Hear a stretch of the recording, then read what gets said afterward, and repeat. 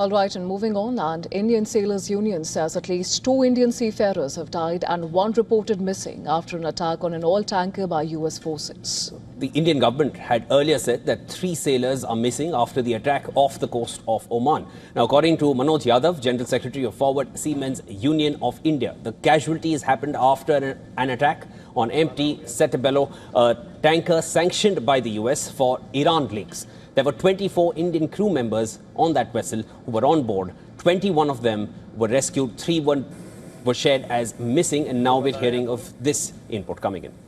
Well, the US military confirmed the attack, saying its forces disabled a Palau flag tanker in the Gulf of Oman for violating the ongoing blockade and attempting to transport oil from Iran. It said that an American aircraft fired precision munitions into the ship's engine room after the crew repeatedly failed to comply with directions from American forces.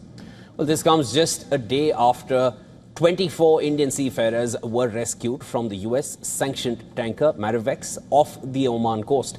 On the 8th of June, US CENTCOM had claimed responsibility for an attack on the Marivex.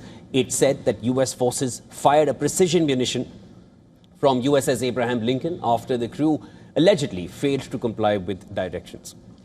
In a statement, India's Ministry of External Affairs has termed the attacks deeply worrisome and has linked it to the West Asia conflict. The MEA has also asked for immediate de-escalation of tensions. Well, Indian authorities summoned the US Charge d'Affaires Jason Meeks to register the protest amid growing concern over escalating attacks on shipping in the volatile region.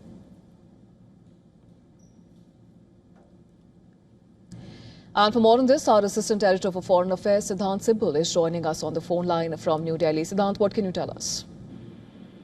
Well, it is a situation that is at a point of dangerous escalation in West Asia. And India, of course, getting impacted. India has, in fact, overnight at the UN said that when it comes to the situation in West Asia, this needs de-escalation, but also pointed out to an important element, the safety and security of its seafarers.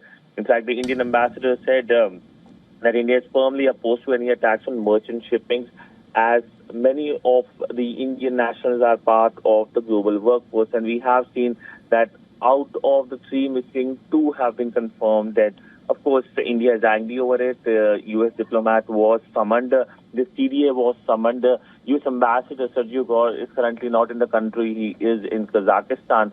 And we know, as you have already pointed out, the second such incident in matter of 2 or 3 days. Now, India will be worried over the future situation as well. Many of Indian ships are in the region and many Indian sailors are on board. In fact, both the vessels were not Indian vessels, but it had Indian crew.